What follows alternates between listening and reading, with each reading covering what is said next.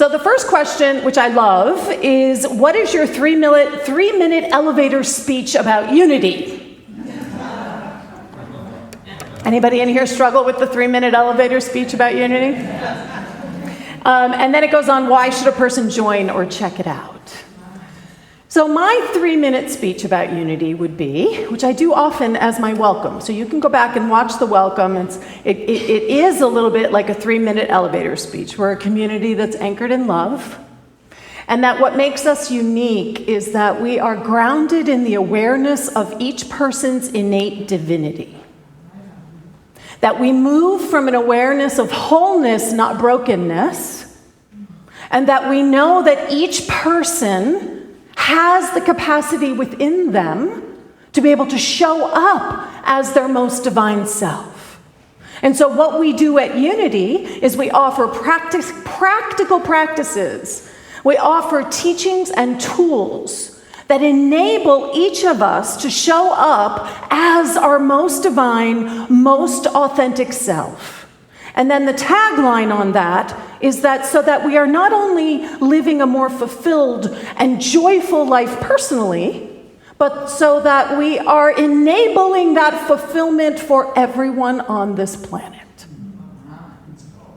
That's my 3-minute speech.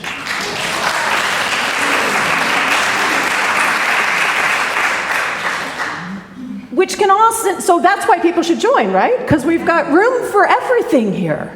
No matter where you are on your journey, no matter where you are, there is a space and a place where we here as a community say, we see you, we love you, we bless you. That brokenness piece for me is huge. That we do not come from a place of brokenness, which leads me to the second question that somebody sent, which is Unity Christian? And if not, what would it be called?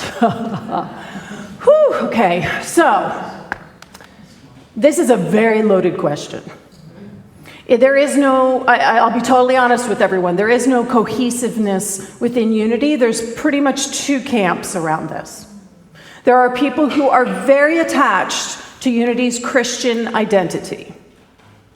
We believe in the teachings of Jesus. Does that make us Christian? This is where the second camp has questions. Because to anyone who identifies as Christian, usually the pieces that fall in place around that are that they believe that they will be saved through the suffering and the sacrifice of Jesus. That is one of the central components, as well as that we are born in original sin.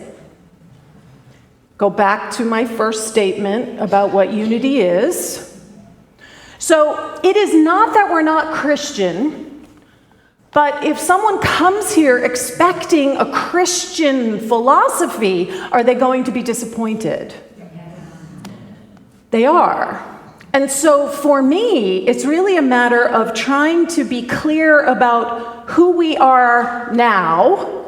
So how I describe it is that our roots are grounded in the Judeo-Christian teachings and scripture. That is absolutely. And that we believe and follow and seek to emulate the teachings of Jesus, the way shower, as a way shower. So that's the other difference. We do not pray to Jesus. So can you see how this can create challenges? If we describe ourselves as Christian, people come in with a certain set of expectations about what that means in terms of our philosophy, in terms of our cosmology. Ultimately, you get to sort of sit with how that lives for you. I would say that unity is closer to pre-Christian. So that period after Jesus was born, after Jesus inspires the apostles, after Jesus is bringing this teaching of love to the Judeo scriptures and introducing something else into the understanding that is what we now are trying to live into, which is love. The idea of love being more important than human law. that love is actually what we need to be focused on and living from. We absolutely believe that. So if that for you defines it as Christian, go for it. As you're describing us to other people, I perhaps might be a little bit more open about it. Does that make sense to everyone? Which brings me to my next question. I lined these up so that they kind of try to flow. Is there a there in unity? Or is it all about individual research, choice, practice, and responsibility? And their first part of the question is, if we are all Supreme Spirit and we are one with God, does that mean we are each bundles of boundless energy that pervades the earth and the entire cosmos? And how do we define what God is, please?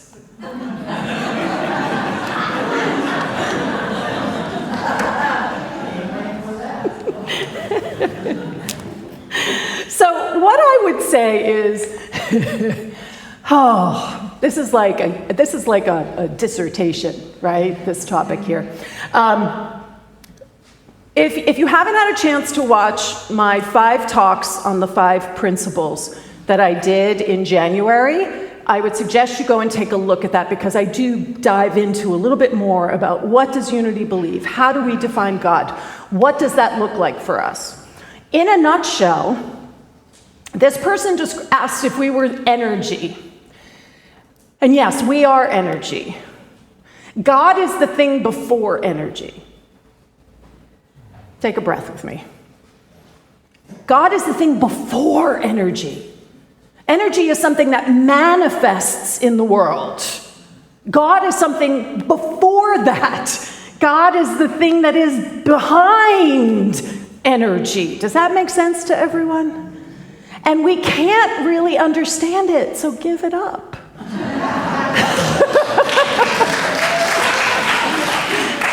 What we can do is seek to understand how we can access this idea of one power and one presence.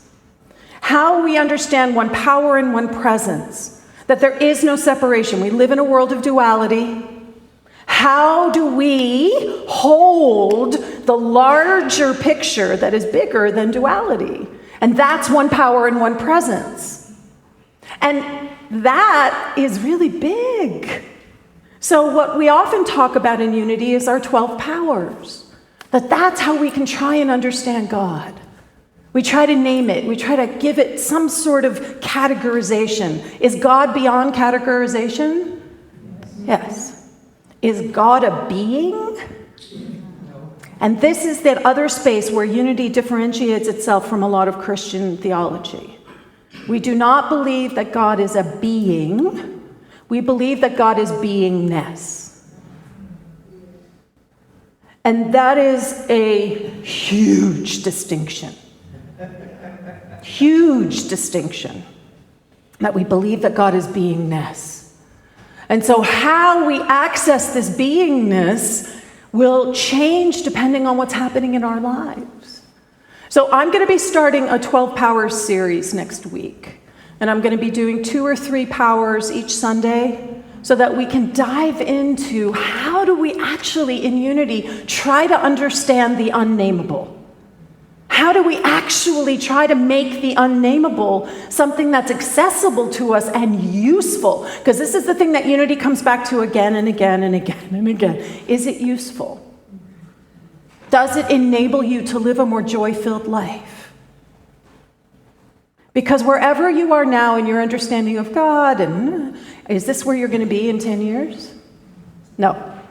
It's constantly evolving. It's constantly growing. So within unity, there's also this awareness that we want to keep coming back with beginner's mind. Again and again and again and again. Going back, looking at some of our assumptions, what unity might call your embedded theology. What were you brought up to believe that keeps showing up for you? What are you believing because it's in complete reaction to what you were told you should believe? And can you begin to open that up? So this is where the second part of that person's question is there a there in unity? I would say there is so much there in unity.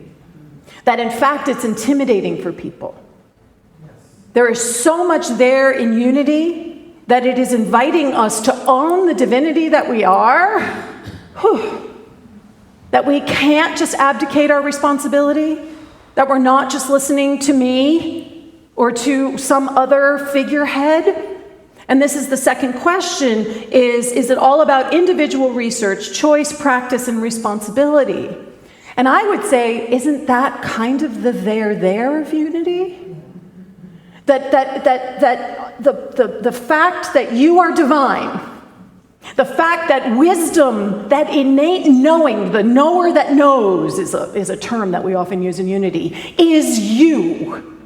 And that we in unity support you in standing in the knower that knows. We support you discovering that. We support you owning that. We support you healing the wounds of this world within yourself and within your community. That's a whole lot of there, isn't it? The 5 principles, which you hear me kvetch about in that talk series, is actually 3 principles and 2 practices. It's God, there is only one power and one presence.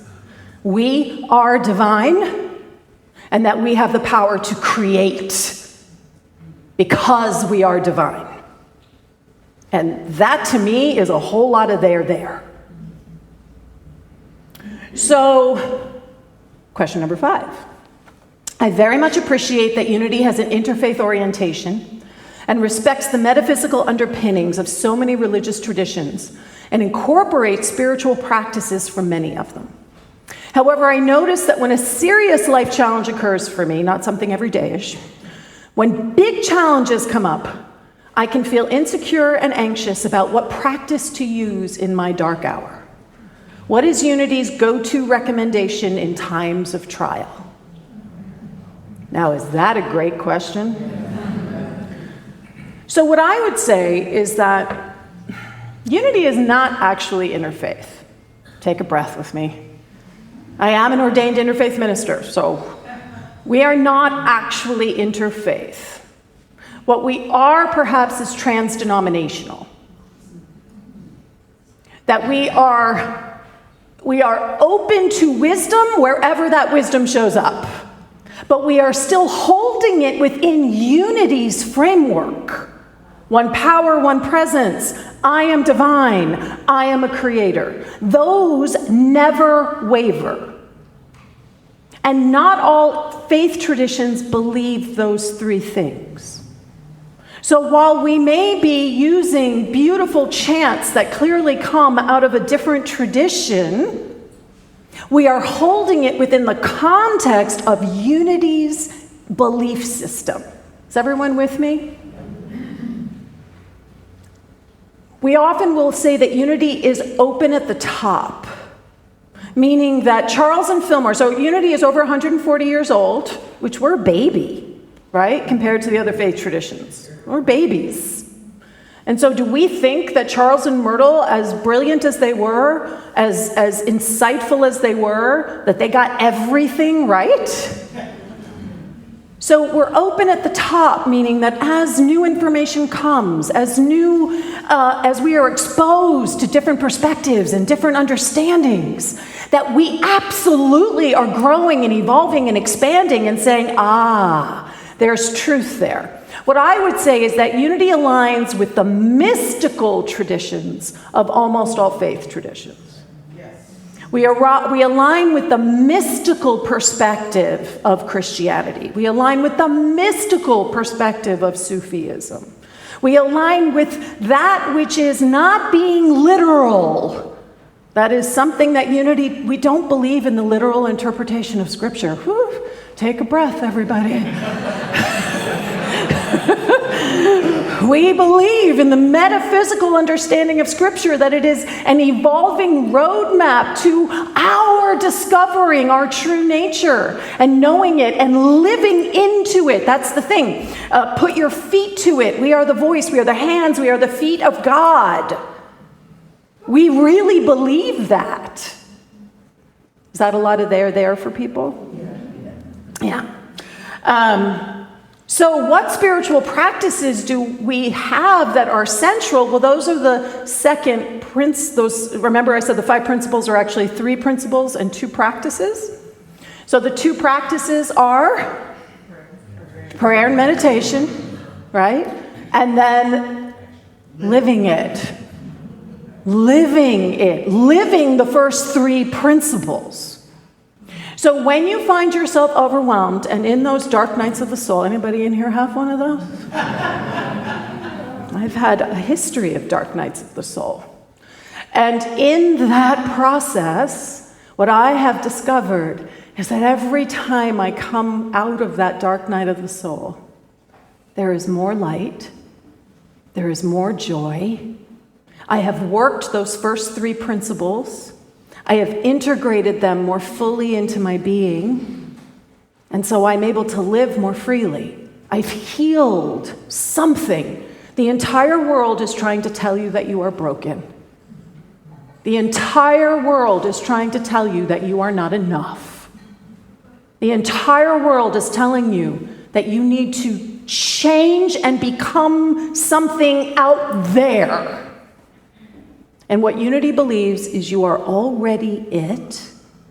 And like like Michelangelo revealing David in the marble, that was always in the marble. That's what Michelangelo said. David was always there. I just revealed it. That is our work. That we are chipping away at the things that stand in our own way. Michael Beckwith says that 95% of spiritual liberation is letting go. Letting go. But we got to show up to let go, Bev. Right? It's letting go.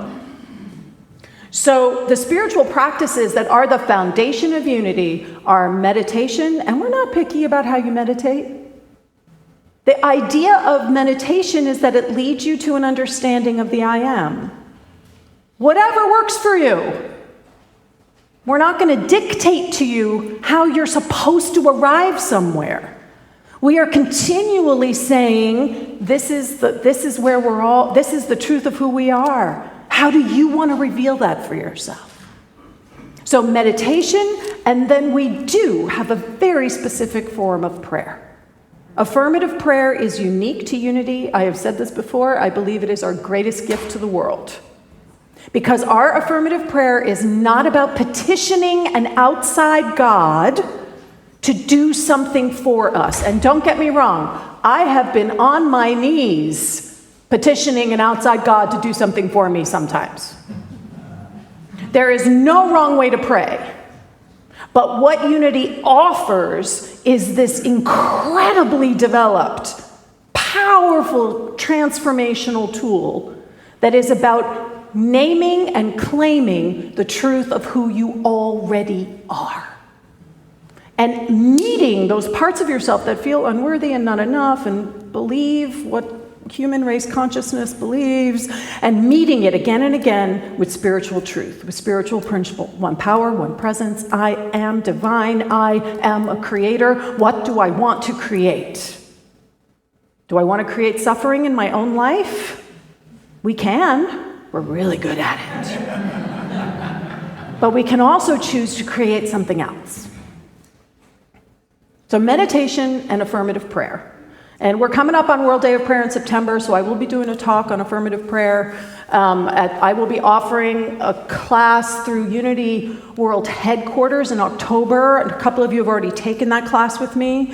So if you want to take that online class, check out Unity Worldwide Headquarters. I'm going to be offering it with Linda Martella-Whitsitt. And my book should be out soon. So when the book is out, we will do a book study. Okay, we'll do a book study. What are the best methods for strengthening and truly grounding a prayer with intention and vision? Do you think that praying out loud is more efficacious than repeating a prayer internally?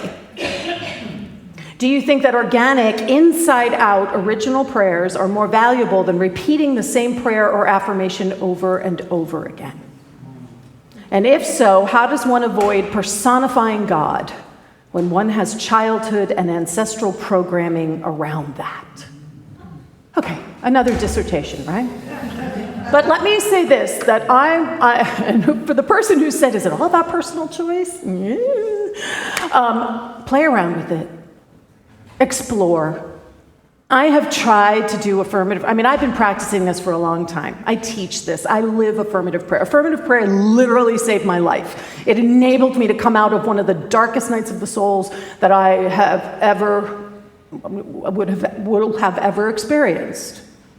And in that process of using affirmative prayer, I found that if I just said it in my head and I didn't actually verbalize it, I got lost.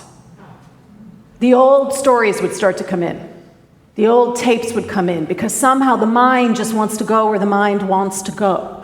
So for me personally, and in Unity, we do believe in the power of the spoken word. We do believe that there is power, and it is part of what we understand to be the power of demonstrating. When we actually take an idea in our head, I am whole, and we actually have to create it in sound waves in the room, is it more powerful and impactful? I believe it is. How many times have you done an affirmation looking in the mirror? It's one thing to look in the mirror and silently say, I'm looking good. It's another thing to look in the mirror and say, I am beautiful. Can you feel the difference? So experiment. Play around with it. Again, there is no wrong way to pray. So if you've got an affirmation, or if you've got, my mom, when she was trying to move to Florida, sorry mom, I'm sharing this with the world. My prayer partner, Robert, who is awesome, and he and I have been prayer partners for decades now, he wrote my mom a prayer. And what my mom did was take that prayer and she put it on her refrigerator. Every day she woke up and she said the prayer. It was what she needed to help her shift her consciousness. Because what we believe in Unity around affirmative prayer is that what are we changing? Ourselves. We're changing our own consciousness. We're not trying to change some power out there to gift us with something. We are shifting our understanding of who we actually are. And sometimes that takes doing things by rote. It takes repetition. It takes doing it again and again. Sometimes affirmations are what we need. Again, experiment, play around with it. I have found that if you do one thing for too long, it becomes too commonplace and it loses its impact for me. So I try to shake it up. I try to shift it around. I try to keep it as fresh as I possibly can. We also have prayer chaplains. Prayer chaplains, raise your hand. When you aren't sure that you can hold it, guess what? They can. That's what they're here for, to hold that for you, to help you see the thing that is blocking you from knowing your own wholeness. What is Unity's current teaching about the afterlife? You guys just go so small. So historically, Charles Fillmore was an advocate for reincarnation. So Charles Fillmore studied the Hindu Vedic system, and he incorporated the Hindu Vedic system into what Unity teachings are. He translated the Hindu Vedic system into Unity, into a Christian-based understanding. And so reincarnation became one of the pieces that Charles Fillmore was absolutely adamant that he believed in. Personal choice. Does everybody in Unity have to believe in reincarnation? No. Does everybody in Unity have the same understanding of what's going to happen in the afterlife? No. And do you want to know why? Because we don't know. That's the thing. That's one of the things I love about Unity, is we really try not to make up, right? We really try to be as honest and as clear about what we do know and what we don't know, and we try to open it up and say, we believe in infinite potential. We believe in infinite possibility. So my question always is, will it enable you to live a more fulfilled and joyful life? Will it enable you to show up and be in service to this world, to believe in reincarnation? If it will, go for it. We're all going to find out at some point what the actual truth is. So don't get so attached. The other thing unity is we believe heaven is now. We believe that heaven is available to us now. It's not something we have to wait for. It's not something that we have to die to be able to experience. We believe that that is available to us in this moment. So what is waiting on the other side? Woo! It's going to be a grand adventure, isn't it? Yeah. So explore it. And again, what will enable you? I know we've got some members of our community who are getting closer to that particular transition. And in Unity, we actually call death a transition because we do not see it as the end of something. One of the most famous early writers talks about how the baby in the womb, when it's birthing, thinks that its world is ending, thinks that it's dying, and equates death with that type of birth. That we, like the baby, think that our entire world is ending, and yet what is actually happening is we are being birthed into another dimension of understanding. So I offer that to you. That, for me, is useful. And I know it can be frustrating that we don't have, this is what you should believe. But that's part of our there. That you get to personally sit with what's alive for you. What authentically is going to align for you and allow you to show up more joyfully. Again, that's my bottom line again and again. Use that as your litmus test. What am I believing? Does it enable me to live a more joyful life? If you believe you are born in original sin, does that enable you to live a more joyful life? If you believe that God is some patriarchal male dude sitting on a throne with thunder and lightning bolts out to get you at any moment, you never know what God's going to do. Does that enable you to live a more joyful and fulfilled life? For some people, it does. I want to be really clear, and we're not dissing other traditions or other levels of consciousness or other understandings. We get to bring where we are right now, and we know that it's continually evolving. What I believed when I first came into this teaching is different from what I understand and live into now. And I personally hope that's going to continue, right? That I'm going to stay curious. So I didn't get to all the questions, but I will get to them in subsequent weeks, okay? How was that? We covered a lot, yes? A lot. Oh.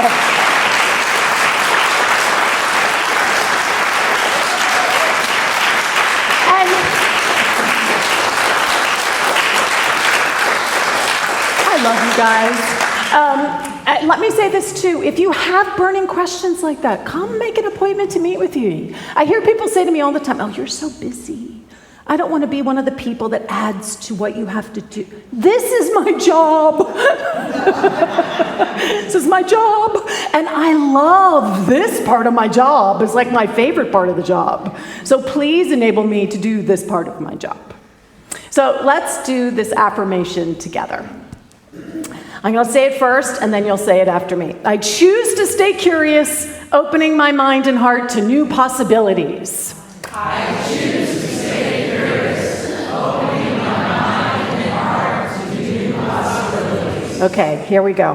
Elijo mantener la curiosidad. Abriendo mi mente. Y mi corazón a nuevas posibilidades.